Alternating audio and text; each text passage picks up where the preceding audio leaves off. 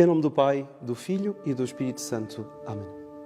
Caríssimos irmãos, caríssimos amigos, salve Maria. Estamos uma vez mais reunidos, juntos, para podermos meditar no Evangelho Dominical, na liturgia que hoje nos é apresentada pela Santa Igreja, neste que é o domingo do batismo do Senhor.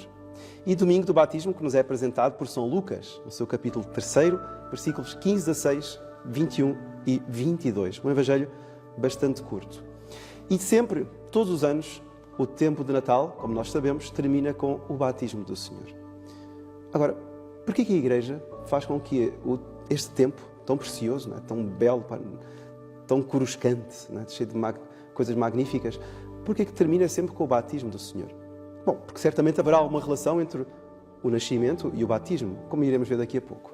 Mas é também por uma outra razão que tem o seu lado místico e litúrgico. É que, desde sempre, até há pouco tempo atrás, após o nascimento de Nosso Senhor, dava-se a Epifania, não é? Como nós, aliás, celebramos no domingo passado com a visita dos Reis Magos. Mas a Igreja sempre considerou, e muitos padres da Igreja, como por exemplo numa leitura da Liturgia das Horas recente, São Próculo, dos primeiros séculos da Igreja, dizia que existia um dia que era o dia das teofanias, ou seja, o dia da manifestação de Deus, as manifestações de Deus, que não era só a visita dos Reis Magos, era também o batismo do Senhor e era também o primeiro milagre nas bodas de Caná. E a Igreja sempre considerou que o dia da Epifania, não é? Ou da Teofania, manifestação de Deus, não é só a visita dos Reis Magos. São também estes dois outros factos, o milagre nas bodas de Caná e este que é o batismo de Nosso Senhor Jesus Cristo. Bom, narra depois então aqui no capítulo 3, já nos versículos 15 e 16, que naquele tempo o povo estava na expectativa e todos pensavam em seus corações se João não seria o Messias. Claro, o povo via aquela figura vestida de pele de camelo, alimentando-se de gafanhotos e mel silvestre, que vivia no deserto, junto do Jordão, aliás, um rio altamente simbólico, não é? Porque tinha sido pelo rio Jordão que os judeus tinham entrado na terra prometida. Quer dizer, tinha essa personagem, esse homem que preparava os caminhos do Senhor, que dizia coisas magníficas, que exortava os corações à conversão, a renderem-se a Deus, não é? A entregarem as suas almas a Deus. Claro, as pessoas olhavam, mas não será este o Messias? Um homem de tal maneira austero, penitente. E então, João tomou a palavra, continua o Evangelho, e disse-lhes, para mostrar que não era o Messias, eu batizo-vos com água. Tá bom, mas vai chegar alguém que é mais forte do que eu, do qual eu não sou digno de desatar as correias das sandálias. Incrível. Ou seja, eles olham para São João Batista e, meu Deus, será o Messias? É o Messias que todos nós esperávamos. Será ele? Ele, não se equivoquem, não criem ilusões a meu respeito. Olhem a humildade. Santo Agostinho vai dizer que o que mais prima em São João Batista é a humildade. Ele sabe perfeitamente o que é e sabe perfeitamente aquilo que não é.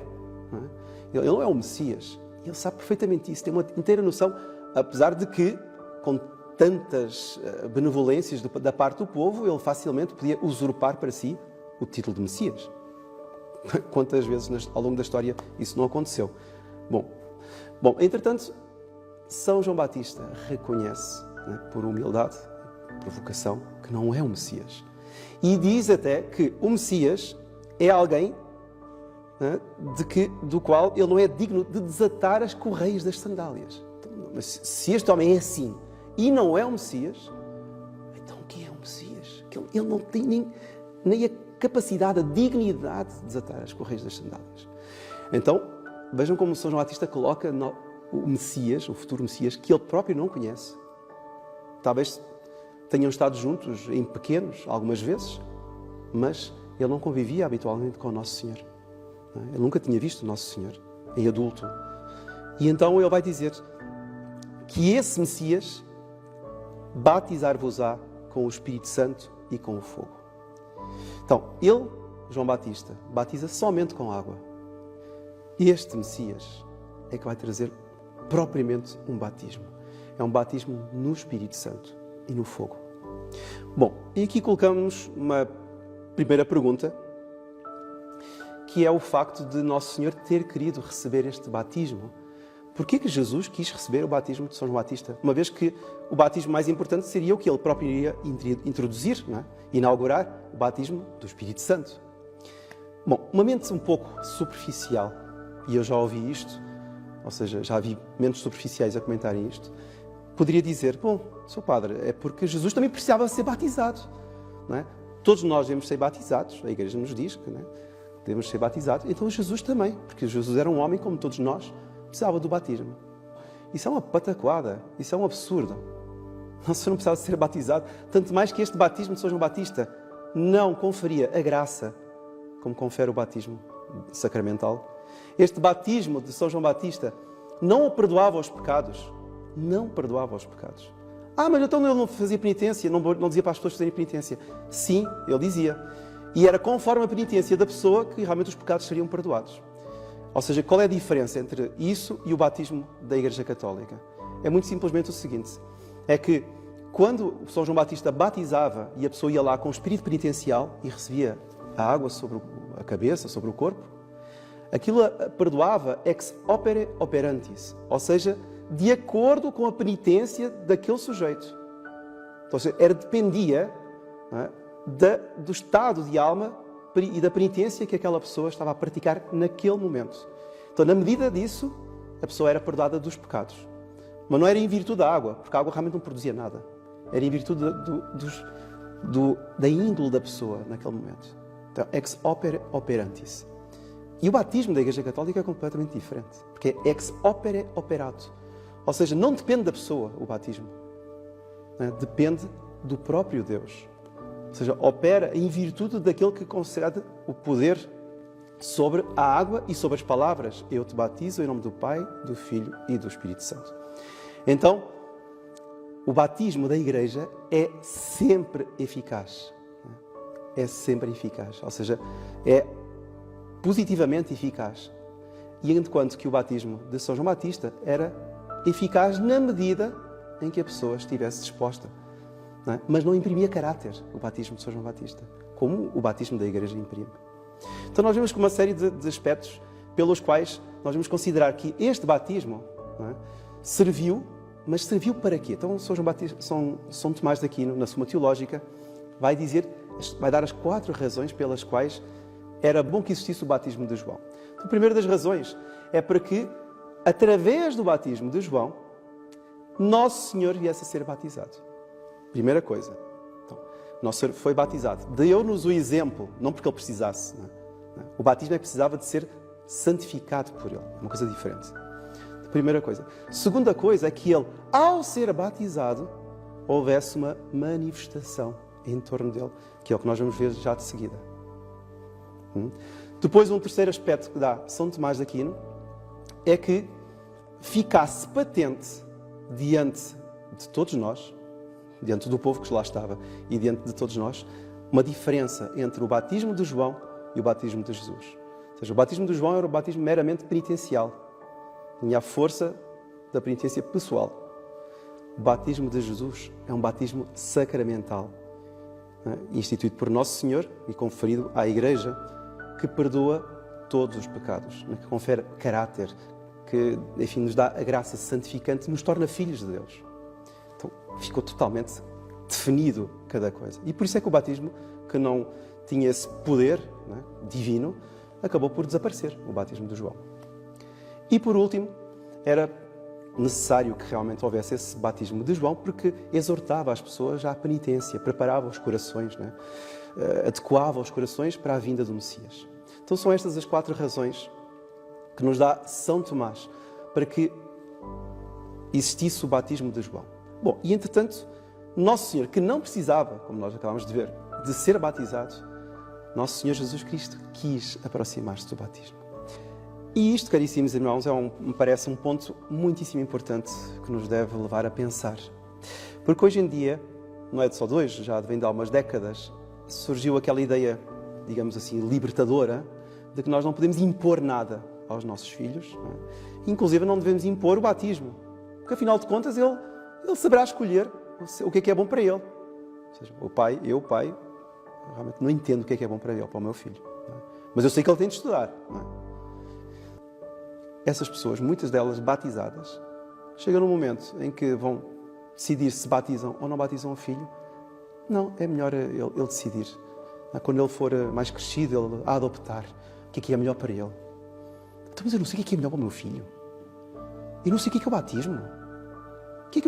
O que é que eu penso que é o batismo? Não é? E depois vejam só. Alguém pode pensar assim, mas, Sr. Padre, o batismo para mim é um ato social. Bom, já está completamente errado. Agora veja as consequências disso. Não sendo batizado, ele não vai receber a Eucaristia. Ele não vai comungar o corpo de Cristo, porque não é batizado. Ele não vai fazer o crisma. Ele não irá casar-se, ele não se irá casar segundo o matrimónio religioso da Igreja. Quer dizer, então ele vai passar todo o resto da vida, ou seja, os frutos do não batismo já serão esses. Pode ser que ele receba uma graça e decida batizar-se, é verdade.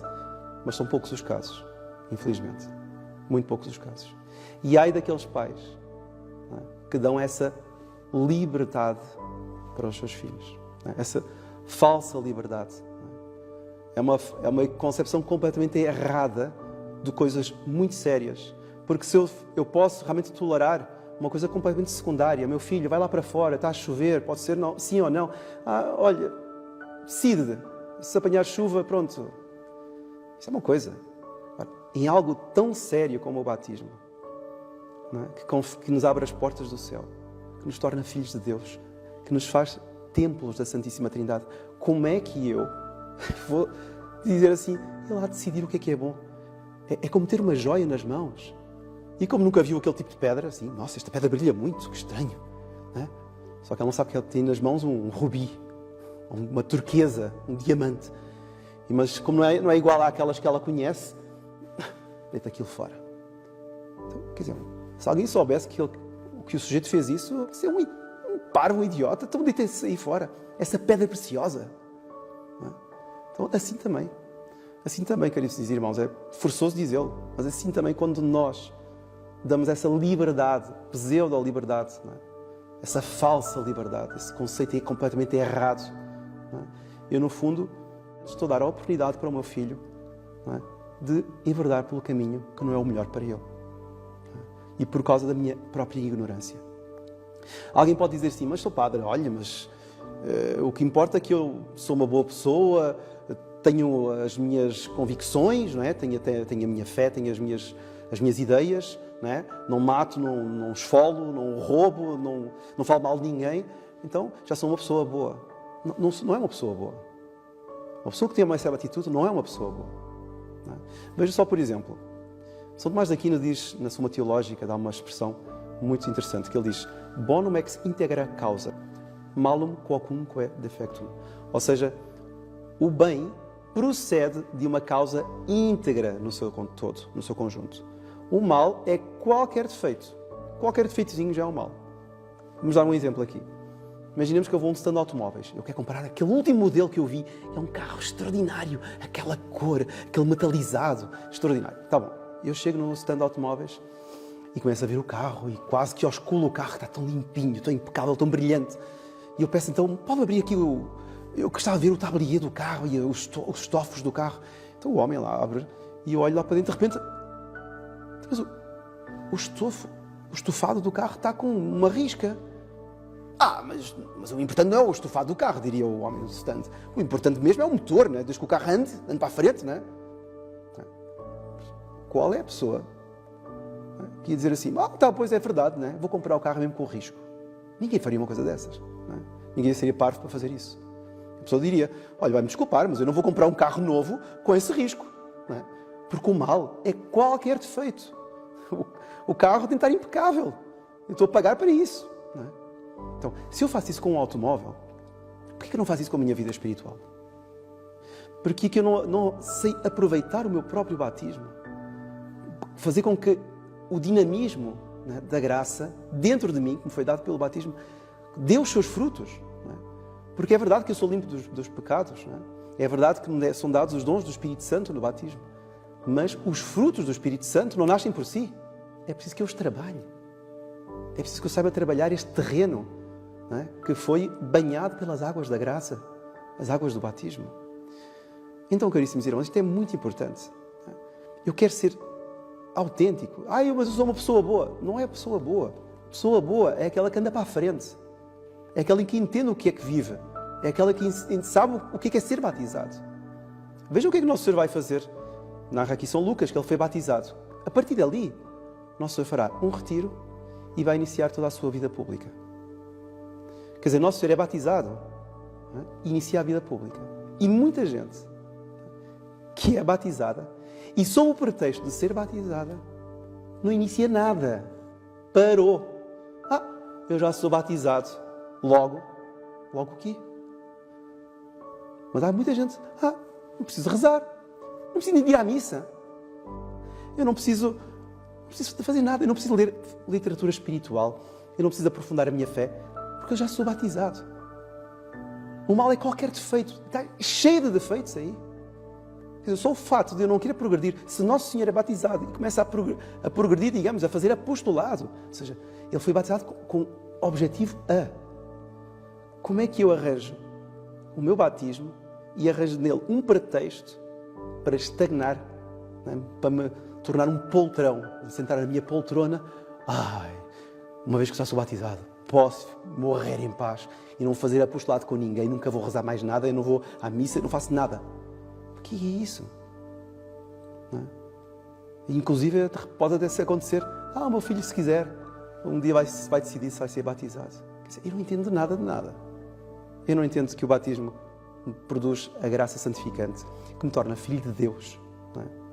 Porque eu recebo, através das águas do batismo, um empréstimo da própria vida divina, me torna templo do Espírito Santo. Eu não entendo nada. Então o que é que eu devo fazer neste dia do batismo do Senhor? Pedir a Ele, pedir a Jesus Nosso Senhor, que me faça viver autenticamente, interiorizar o momento em que eu fui batizado. Se eu passei anos sem entender o que era o batismo, que eu a partir de hoje acordo para a vida. O batismo não é simplesmente um status ou um título que eu recebi e que não serve para mais nada. Inclusive serve para estagnar em muitas ocasiões. É um título, infelizmente, até de vanglória. Então, o que eu peço a Nossa Senhora, para que ela me ajude a entender bem esta dádiva tão grande, esta abertura das portas do céu que nos é dada, que me é oferecida pelo batismo e que eu muitas vezes menosprezo, mas que Nossa Senhora me faça compreender bem a necessidade do meu batismo, de fazer render os frutos, para que um dia eu possa contemplar a Deus e a ela, Nossa Senhora, face a face, no alto dos céus. Que o batismo de Nosso Senhor renda frutos em superabundância sobre cada um. E que a bênção de Deus Todo-Poderoso, Pai, Filho e Espírito Santo, desça sobre vós e permaneça para sempre. Amém. Louvado seja Nosso Senhor Jesus Cristo.